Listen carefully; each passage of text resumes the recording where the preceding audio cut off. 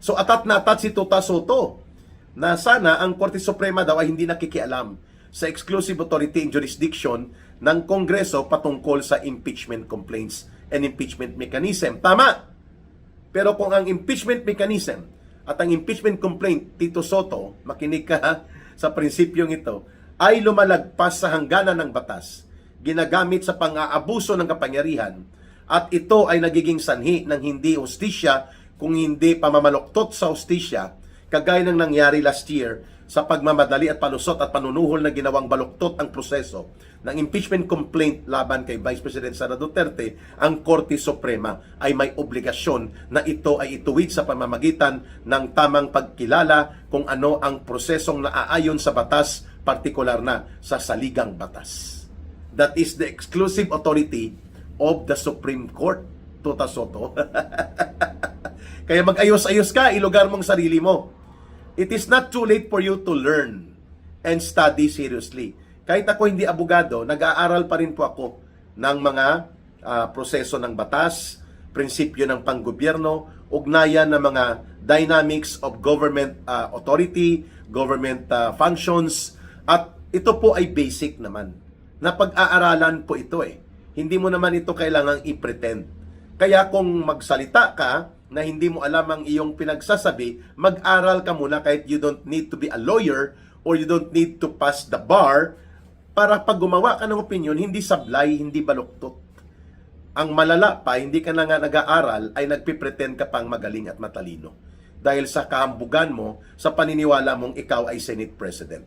That is exactly what the persona right now of Tito Soto sa Senado. Ang totoo naman, special agents lang kayo ng Malacanang. Rubber stamp ni Marcos at ni Romualdez at nila Lisa Araneta. Kaya ka nailuklok na Senate President. Pero hindi yan magtatagal. By the looks of it, maraming senador ang nababastusan at naiinsulto ang kanilang katalinuhan at integridad bilang senador sa kabubuhan at katarantaduhan ng mga ginagawang payag at posisyon ng kanilang kasalukuyang special agent ng Malacanang na naging Senate President na si Tuta Soto.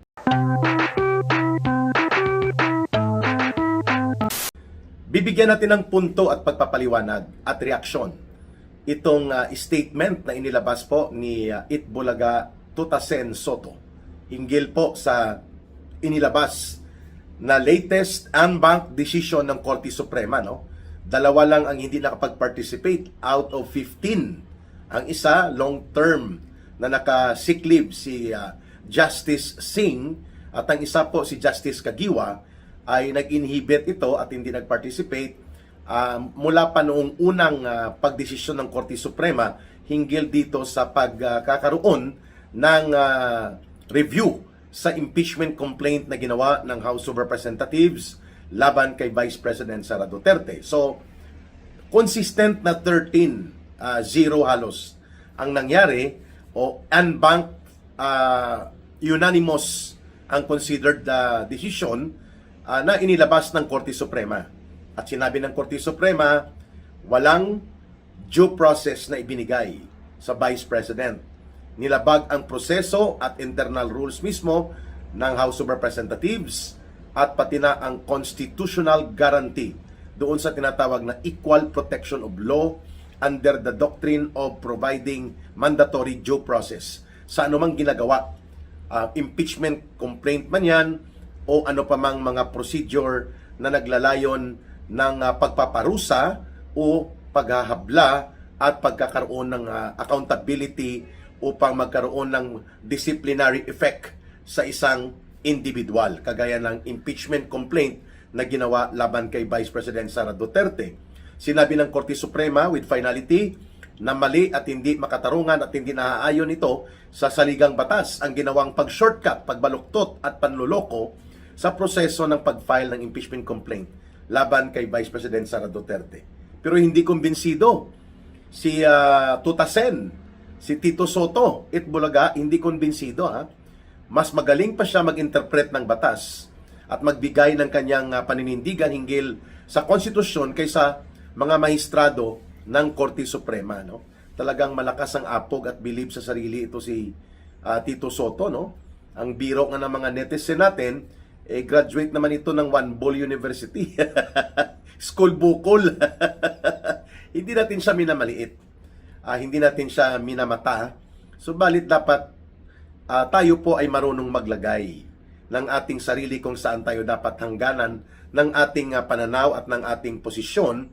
Hindi tayo nagmamarunong at hindi tayo nagmamagaling dahil mayroon pong mga instances na doon lang hanggang ang limit ng iyong pwedeng gawing pangingialam o pagsasagawa ng iyong opinyon. Bagamat opinyon mo yon, pero hindi po ordinaryong mamamayan. Ito si Tito Soto. Siya po ay Senate President, Senador. So dapat alam niya po ang tinatawag na Doctrine of Separation of Powers and Independence of Integrity ng authority ng mga main branches of government. Tatlo po yun, under a constitutional democracy. Executive Department or Executive Branch, sa ilalim ni Ginoong Marcos yan, lahat ng sangay ng gobyerno. Executive po ang tawag dyan, except doon sa mga hindi sakop ng Executive Department. So that's Executive Branch. Pangalawa po, Legislative Branch.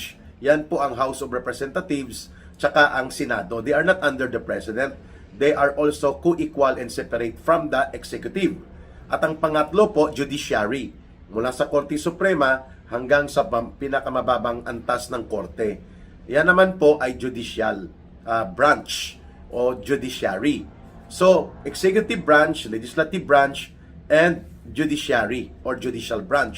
Mayroon po silang exclusive at separate powers. They are independent from one another but they are working as one government. Malinaw po yon, hindi sila pwedeng magdiktahan.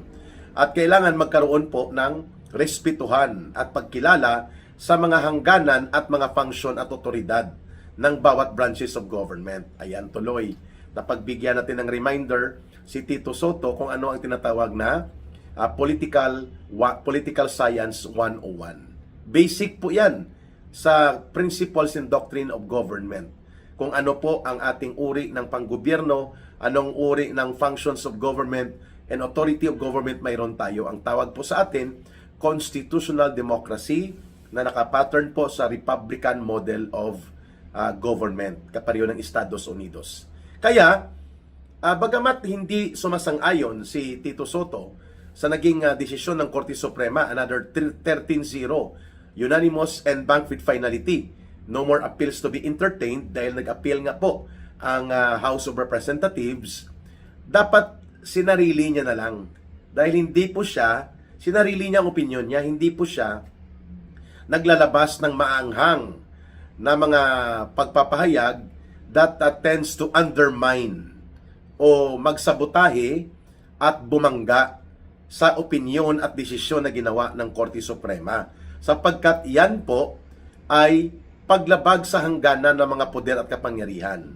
Pakialamero na wala naman sa lugar at walang alam sa kanyang pinakikialaman.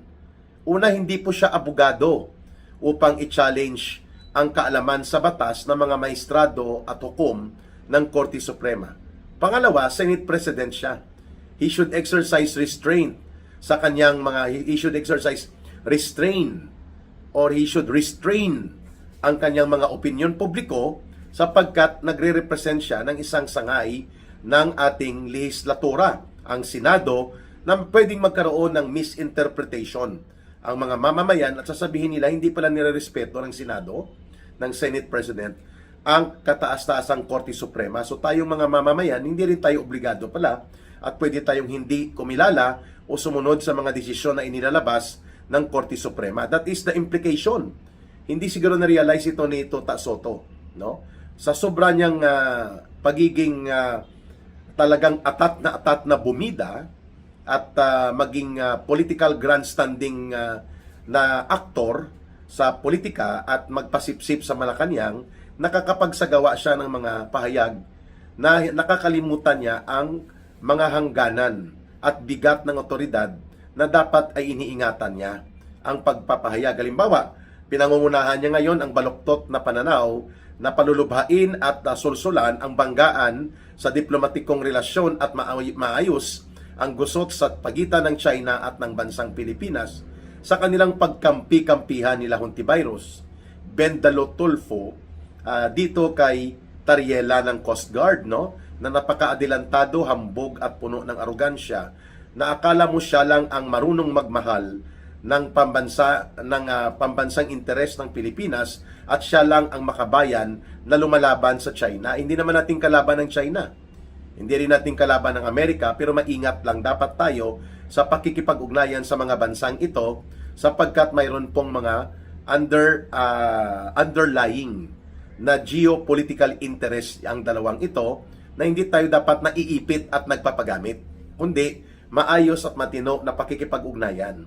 Nakalimutan ni Tota Soto ang kanyang lugar na ang only chief architect of foreign policy and foreign relations program and direction sa pakikipag-ugnayan sa mga gobyerno at iba pang mga bansa sa paligid ng mundo at sa ating rehiyon, exclusive na tungkulin po yan at obligasyon ng presidente, hindi ni Tito Soto at ng mga adelantado at mga politiko ang tawag sa kanila, politiko na mahilig mag-grandstanding upang mapansin sa politika dahil alam natin may ambisyon sila sa 2028. Wala namang problema sa ambisyon kung ito po ay nakatuon at nakalinya sa maayos na pagdadala ng otoridad at hindi ipinapahamak ang ating bansa.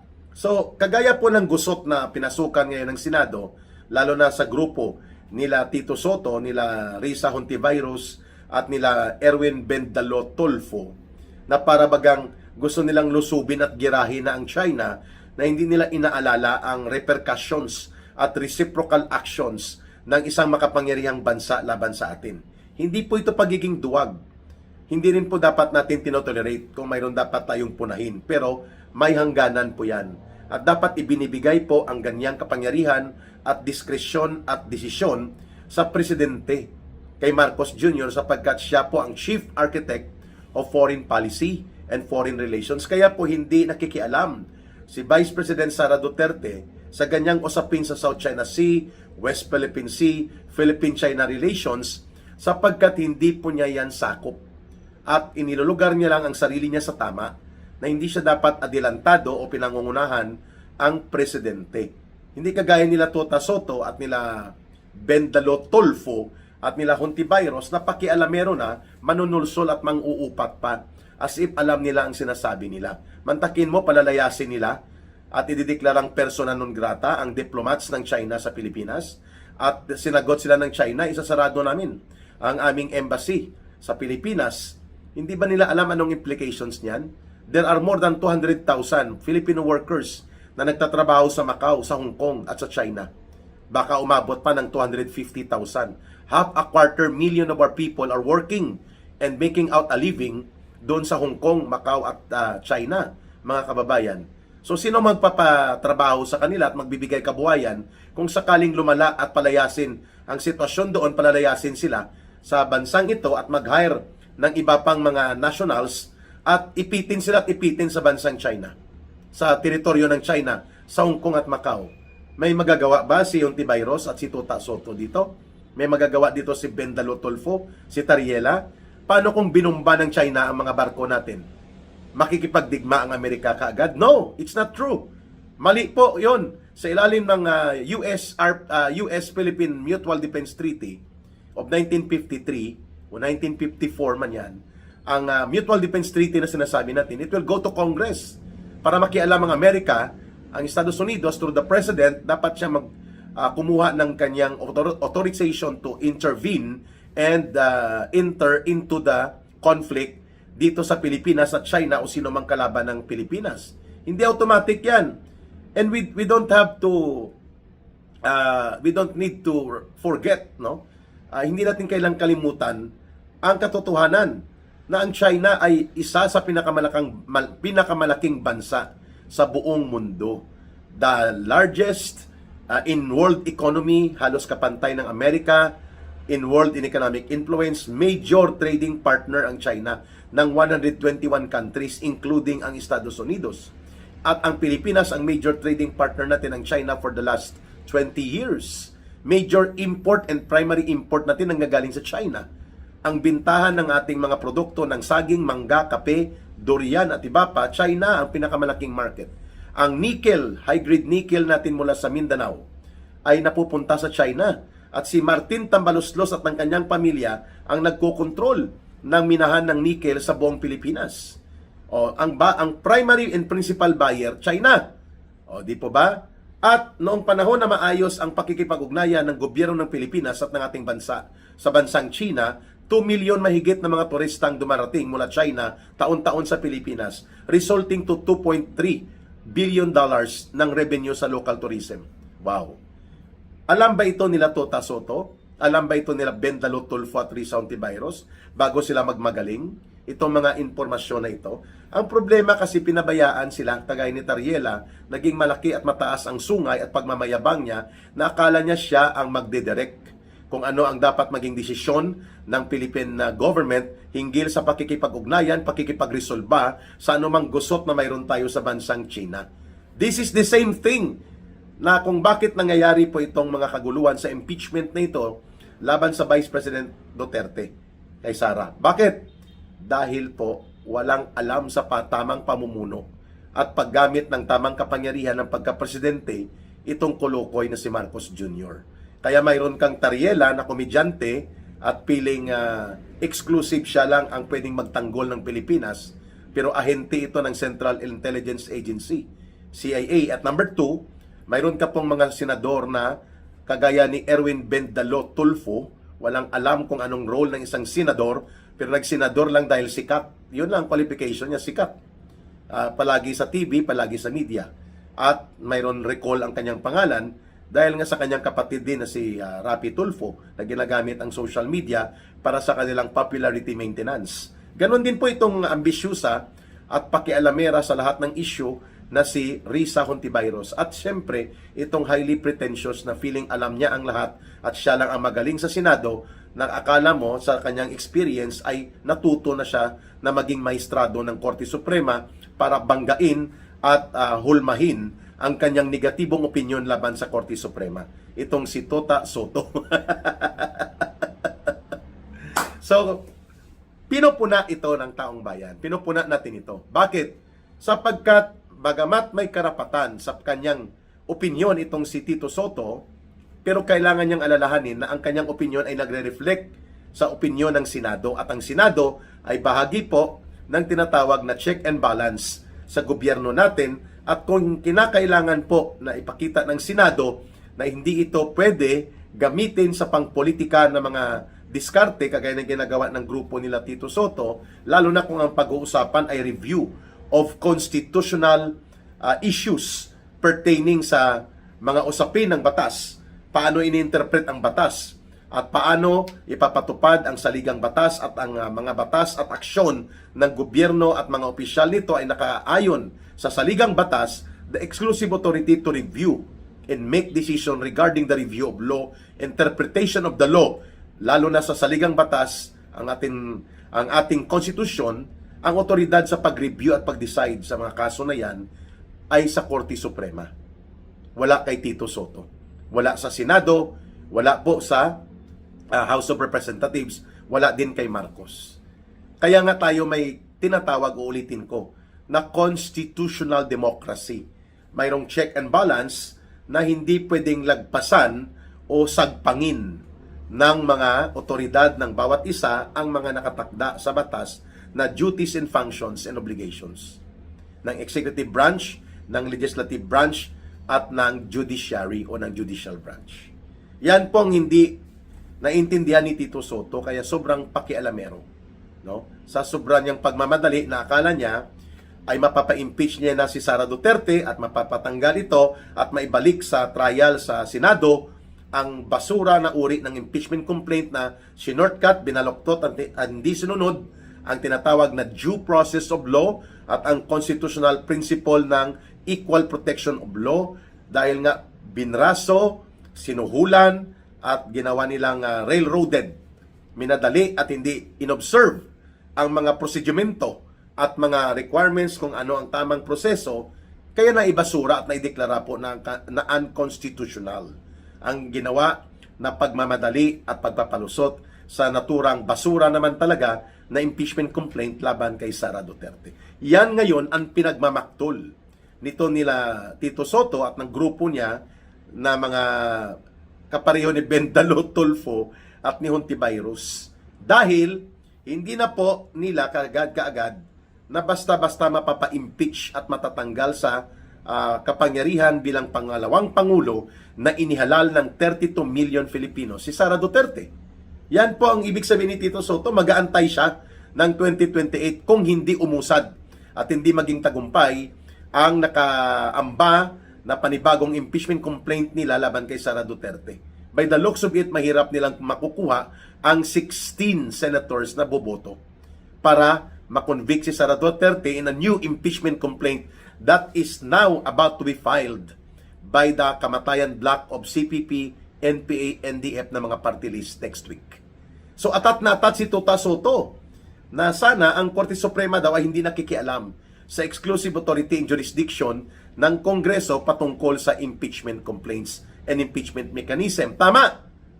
Pero kung ang impeachment mechanism at ang impeachment complaint, Tito Soto, makinig ka sa prinsipyong ito, ay lumalagpas sa hangganan ng batas, ginagamit sa pang-aabuso ng kapangyarihan, at ito ay nagiging sanhi ng hindi hustisya kung hindi pamamaluktot sa hustisya, kagaya ng nangyari last year sa pagmamadali at palusot at panunuhol na ginawang baluktot ang proseso ng impeachment complaint laban kay Vice President Sara Duterte. Ang Korte Suprema ay may obligasyon na ito ay ituwid sa pamamagitan ng tamang pagkilala kung ano ang prosesong naaayon sa batas, partikular na sa saligang batas. That is the exclusive authority of the Supreme Court, Tuta Soto. Kaya mag-ayos-ayos ka, ilugar mong sarili mo. It is not too late for you to learn and study seriously. Kahit ako hindi abogado, nag-aaral pa rin po ako ng mga proseso ng batas, prinsipyo ng panggobyerno, ugnayan ng mga dynamics of government authority, government functions, at ito po ay basic naman. Na pag-aaralan po ito eh. Hindi mo naman ito kailangang i-pretend. Kaya kung magsalita ka, na hindi mo alam ang iyong pinagsasabi, mag-aral ka muna kahit you don't need to be a lawyer or you don't need to pass the bar para pag gumawa ka ng opinion, hindi sablay, hindi baluktot. Ang malala pa, hindi ka na nga nag-aaral, ay nagpipretend ka pang magaling at matalino. Dahil sa kahambugan mo, sa paniniwala mong ikaw ay Senate President. That is exactly what the persona right now of Tito Soto sa Senado. Ang totoo naman, special agents lang kayo ng Malacanang, rubber stamp ni Marcos at ni Romualdez at nila Lisa Araneta, kaya ka nailuklok na Senate President. Pero hindi yan magtatagal. By the looks of it, maraming senador ang nababastusan at naiinsulto ang kanilang katalinuhan at integridad bilang senador sa kabubuhan at katarantaduhan ng mga ginagawang payag at posisyon ng kanilang kasalukuyang special agent ng Malacanang na naging Senate President na si Tuta Soto.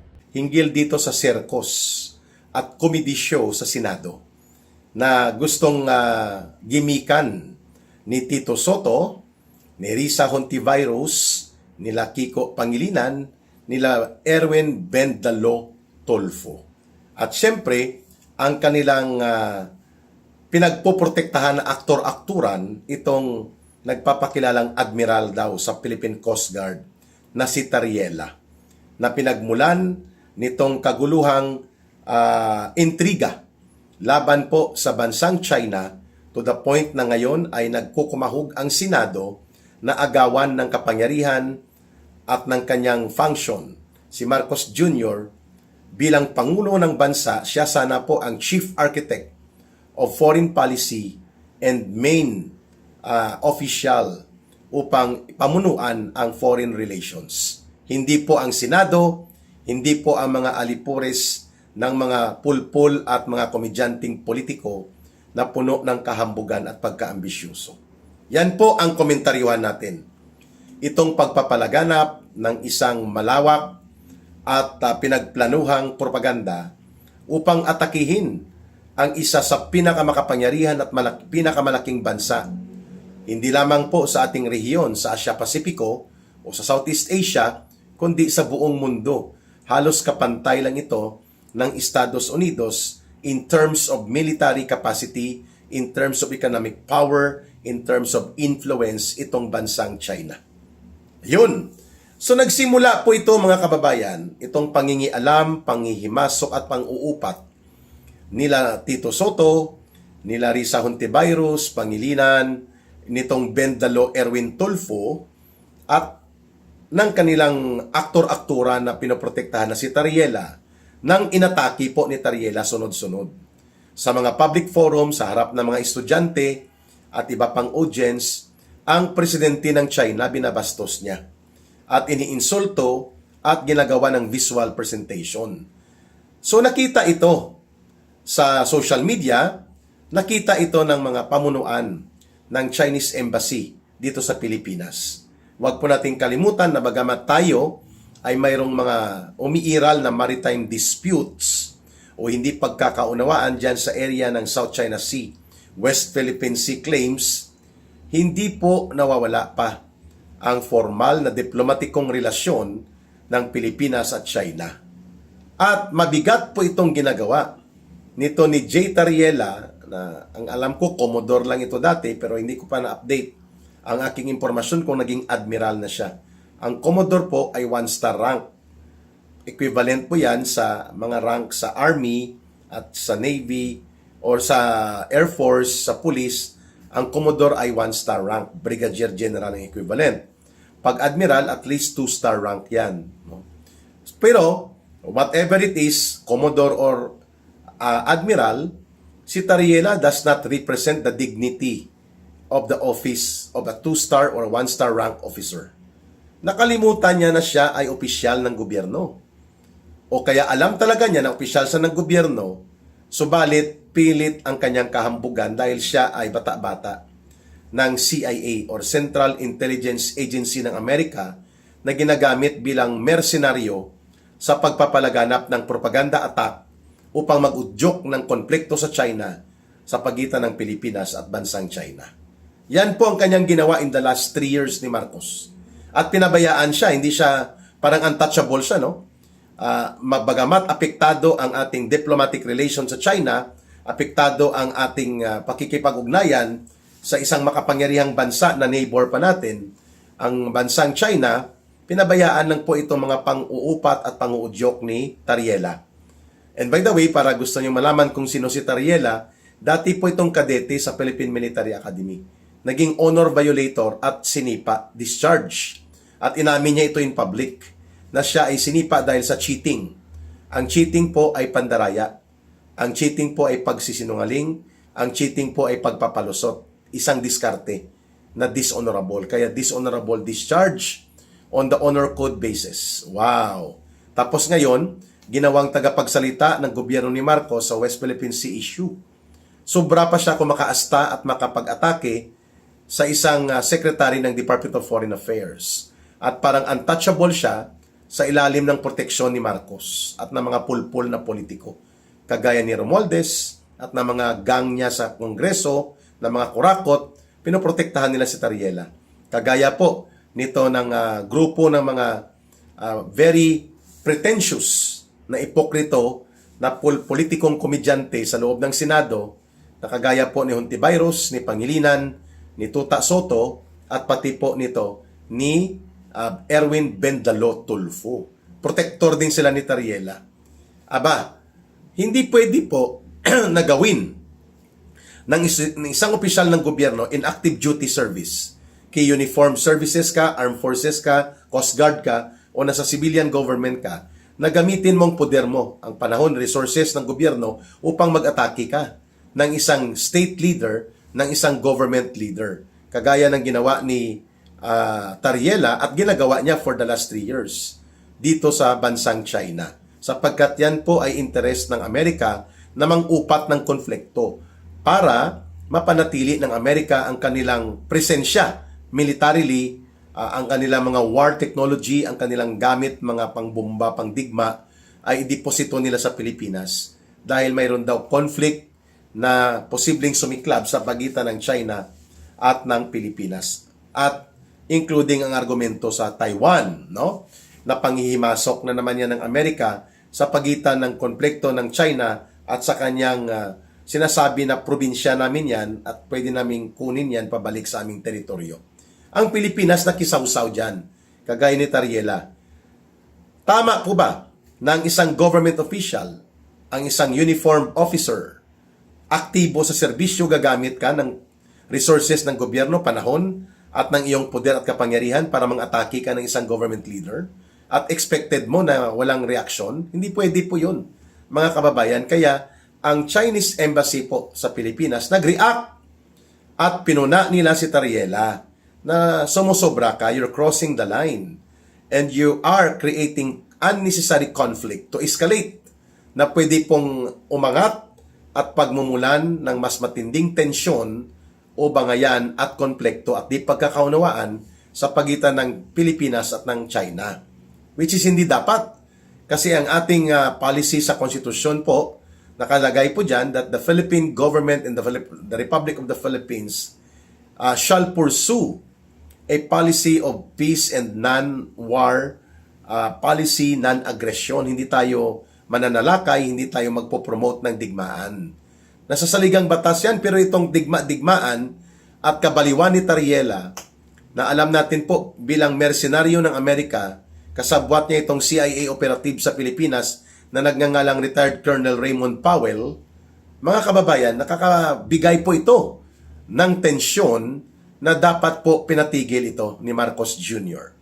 Pero sabi ko nga, nagsasalita ng China na 3 taon ang ginagawa ito ni Tariela, nagtimpi at hindi po sinasagot direkta ng China at pinupuna itong si Tariela.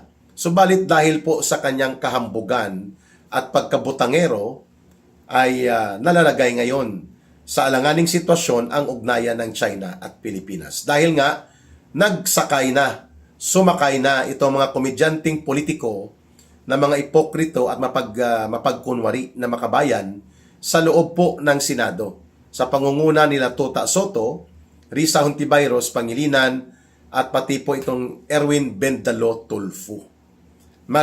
Nagkaroon po sila ng ride-on na comedy show at sinasabi nila na ang gobyerno daw na sa kasalukuyan ng ating bansa ay kailangan po daw na punahin o kung kinakailangang palayasin sa ating pamahalaan itong gobyerno ni Marcos Jr. ay di kailangan daw po na ng gobyerno ni Marcos ang China dapat gawin at huwag pabayaan. Subalit, hindi po sila ang may karapatan na magkaroon ng say upang mangialam sa foreign policy and foreign direction ng ating bansa sa pakikipag-ugnayan sa iba't ibang gobyerno sapagkat yan po ay tungkulin lamang ng isang presidente. Subalit dahil hambog, ambisyoso, itong sila Risa Hontiveros, kailangan nilang mag-pretend. Kailangan nilang magkunwari na makabayan sila sapagkat gusto niyang maging presidente. So sinasakyan niyang baluktot na kaisipan ni Tariela na nagkakaroon ng kunwa-kunwari ang pag-aasta na matapang at handang makipagdigma. Sinabihan nga siya ni Senator Robin Padilla kung ang palagi mong paawa-awa effect na binubumba kayo dyan ng water cannon ng Chinese Coast Guard dyan sa sinasabi nating West Philippine Sea, South China Sea issue, di gamitin nyo ang bilyon-bilyon na pundo ng Coast Guard na ibinibigay sa inyo para bumili din ng high quality, high grade cannon, water cannon at makipagbanatan ng tubig sa tubig. Bakit ka magpapaawa? Sapagkat yan po ang tinatawag na taktika na kunwari inaapi tayo. Sa totoo lang po, hindi siguro alam ni Tulfo o alam nila ng grupo nito mga komedyante at ipokrito na politiko na ang ating bansa po, ang pinakamalaking trading partner po natin sa loob ng 20 years na nakalipas ay China. Ibig sabihin po ang pinakamalaking tumutulong sa ekonomiya ng Pilipinas, maliban sa ating mga overseas Filipino workers, ay ang bansang China. Na kung saan halos 70% ng ating imports nanggagaling sa China. Ang pinakamalaking market na pinagbibentahan natin ng saging, pinya, mangga, durian, kape na nagkukonsumo sa atin ay China. Ang pinakamalaking bumibili ng ating nickel at iba pang mga minerals, China.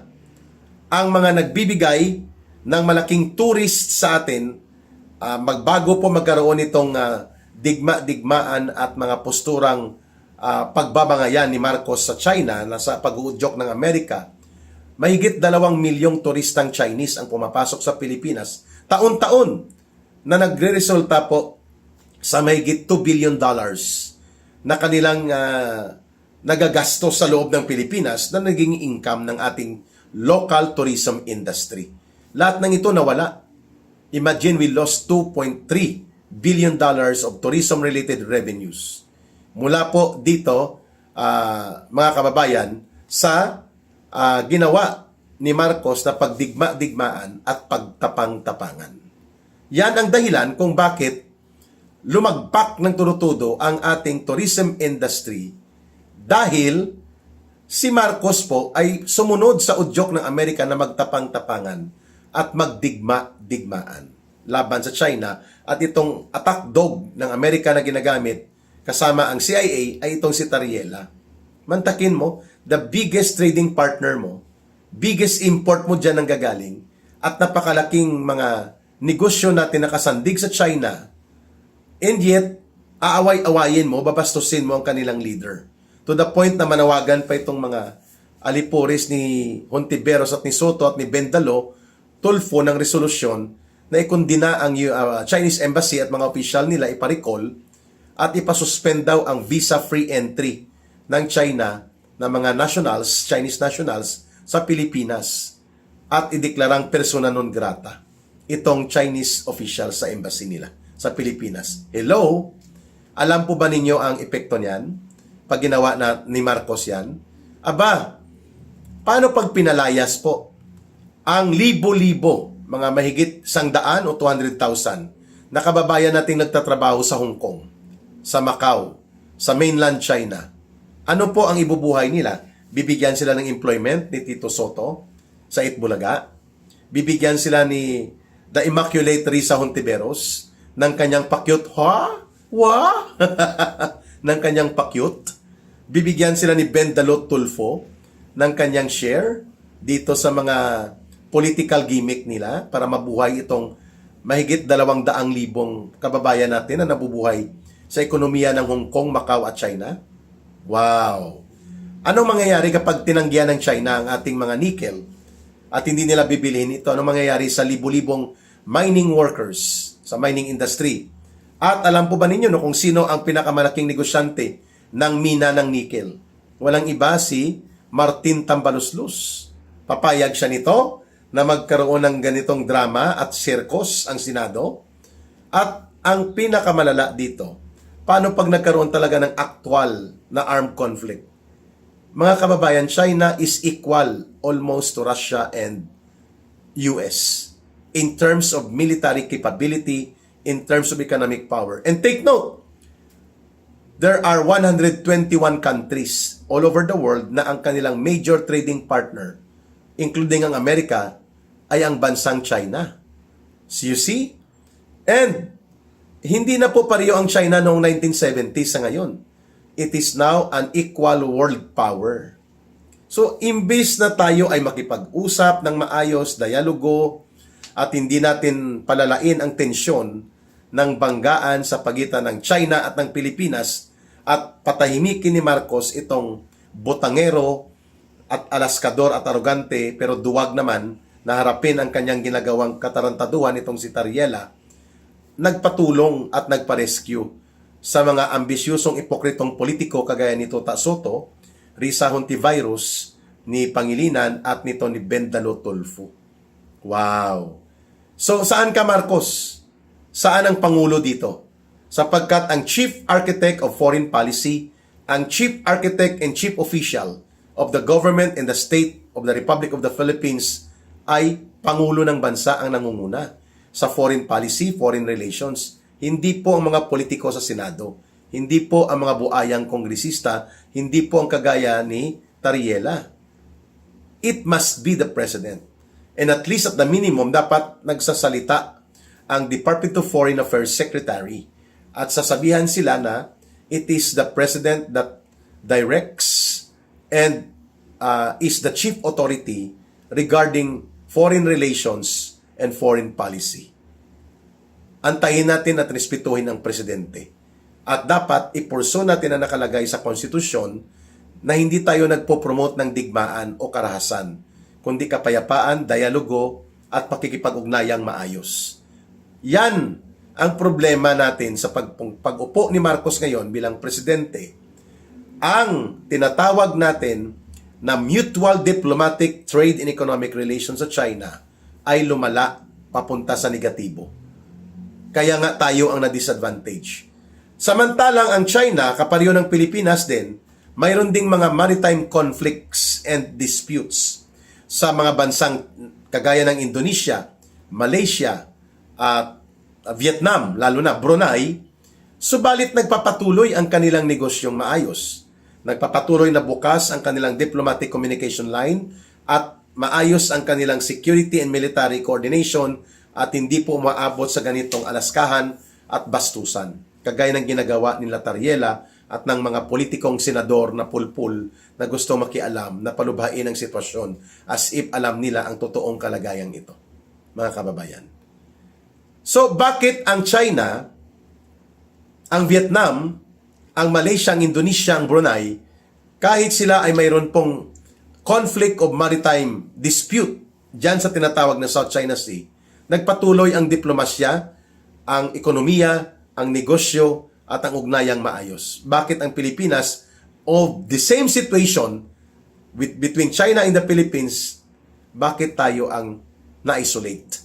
Bakit tayo ang nahiwalay dito sa buong rehiyon po natin, mga kababayan? Sapagkat mali at palpak ang tapang-tapangan, digma-digmaan at kahambugan na handa tayong makipagkiskisan dito sa China instead na makipag-usap, makipag-dialogo and find compromise of principles including ang ating pakikipag-ugnayan sa mabuting diplomasya at pang-ekonomiyang mga bintahe. 32% of expansion of economic and other investment ng China napunta lahat sa Vietnam, Malaysia, Indonesia, Thailand. Ang kanilang negosyo na binubuhos, pati mga turista nila, na supposedly 2 million minimum ang pumapasok sa Pilipinas, taon-taon equivalent to $2.3 billion of revenues for local tourism ng Pilipinas na wala lahat ng ito. Naibalik ba yan ng tapang-tapangan ni Tariela at ng kanyang kahambugan? Nabalik ba yan ng mga gimmick nila Hontiveros dyan sa West Philippine Sea, South China Sea gimmick nila? Wala. And pinabayaan lang ito ni Marcos Jr. That's our point. And finally, basahin man natin isa-isa ang page ng desisyon ng tinatawag na International Court of Arbitration doon sa United Nations na isang special body ito na kinasuhan natin at kinaladkad ang China panahon ni Noynoy Aquino. There is no portion of the decision na sinasabing atin ang West Philippine Sea, atin ang South China Sea, or we have the rightful claim bilang bahagi ng ating soberenya. There is no decision about that. And former President Rodrigo Duterte was right about that. Binubula at binubulag nila Tariela at ng mga alipuris ni Marcos na pilit sinusundan ang mga diskarte ng Amerika upang magkaroon ng konflikto sa Pilipinas at China to the interest of the US. At pangalawa, hindi lamang absent na mayroong ruling na tayo ay mayroong rightful sovereign claim dyan o atin yan. Ang sabi lamang ng Court of Arbitration ruling ay dapat yan ay shared area, common fishing ground at pag-usapan yan ng mga bansang may claim dyan. Of course, dininay ng Court of Arbitration ang claim ng China na 9-dash line na nagtatakda ng sarili niyang demarcation points kung ano at gaano kalawak ang sasakupin niya. Hindi kinilala yon ng Court of Arbitration but it does not follow na kinilala ang claim ng Pilipinas. Yan lang po yung desisyon at ginasusan po yon ng 3 billion pesos mahigit during the time of Noynoy Aquino. Kaya po hindi ito territorial dispute. Ito po ay maritime conflict. Konflikto kung paano po ang kondukta at ugnayan ng mga bansa para sa pag-maximize ng paggamit ng advantage dito sa karagatang napakalaki. Around 3 million acres ang size ng South China Sea. And by the way, ang nasa listahan po ng mga mapa sa buong mundo at even sa documents and records ng United Nations officially, ang lugar na yan, including ang tinatawag nating West Philippine Sea, tinatawag po yan na South China Sea. Hindi po yan invento ng China. Hundreds of years ago, yan na rin po. Pero it does not mean na kanya yan. At pagmamayari niyan, parang sinabi na rin natin na kapag may tinawag kang Indian Ocean, napakalaki din at napakalawak yan, ibig sabihin ba pagmamayari ng India ang Indian Ocean? Hindi. Yan lang po ang kanyang proximity of geographical reference. Okay? Ang Gulf of Mexico, hindi rin pagmamayari ng Mexico. Nakikinabang din yan ng Amerika, and yan po ay katawagan.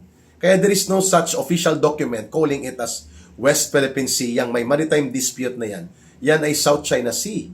According to records, according to documents, according to United Nations official recognition, it's South China Sea. Hindi nila tinatawag yan na West Philippine Sea ito, South China Sea ito. No, South China Sea po yan lahat. And it does not belong to China. Pero syempre, yan ang katawagan. So, wag nating bulahin at bulatikin ang mamamayang Pilipino. And because of this, nang nagkakagulo ngayon, ang pangdiplomatikong usaping ito ay pwedeng mag-escalate sa banggaan at bangayan at pwedeng magkaroon ng malala na epekto na ikakalubha ng ating ugnayan sa China, ikakaapekto ng ating pang-ekonomiya at pang-negosyo na interes at pati po ng ating pang-seguridad ng ating buong bansa at buong mamamayan dahil nowhere to be found, nowhere to be heard si Marcos Jr. hinggil dito. At ang nag-iingay ang mga walang karapatan at walang otoridad na magsalita para sa foreign relations at foreign policy ng ating bansa.